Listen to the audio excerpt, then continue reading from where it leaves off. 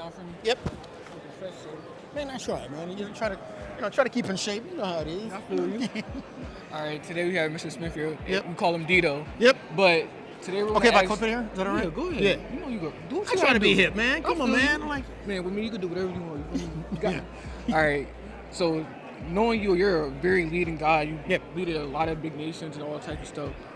For me, I'm a football player, and I just have a quick question about how do you lead your team? First of all, congratulations. Thank you.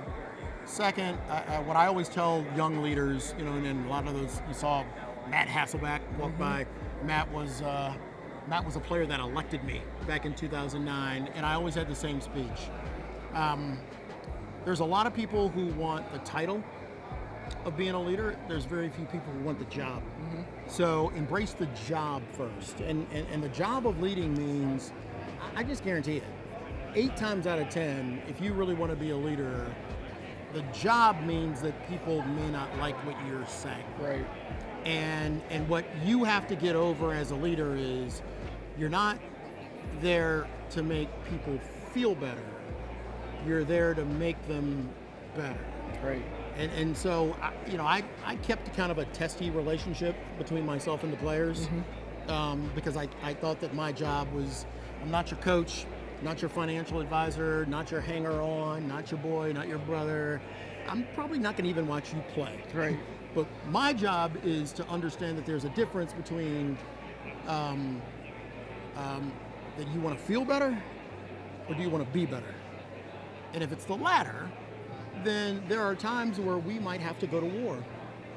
And there's times where I might come to you as a player and say, I need you to choose being a leader over the game.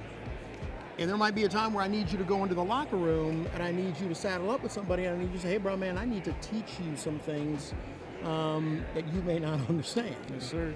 And that's the difference between the title and the job. And from a locker room, and again, I love the locker room because you have all types of dudes in the locker room.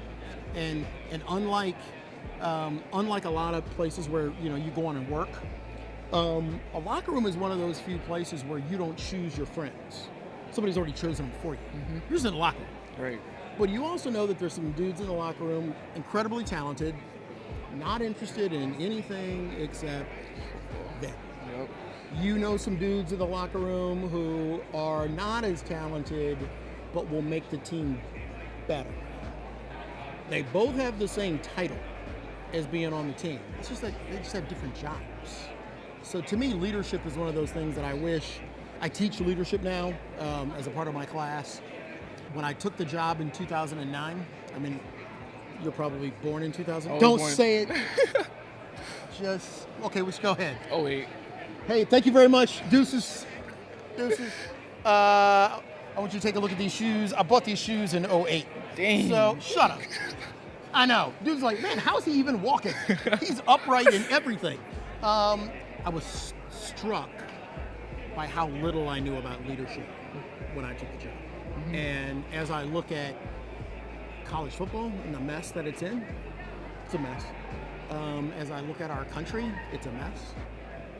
I think it can boil down to one simple thing. There's a lot of dudes, and a lot of people, I should say, who have the title of being a leader, and very few people who want to do the job. Right. Man, let me give you my contact stuff. Stay in touch.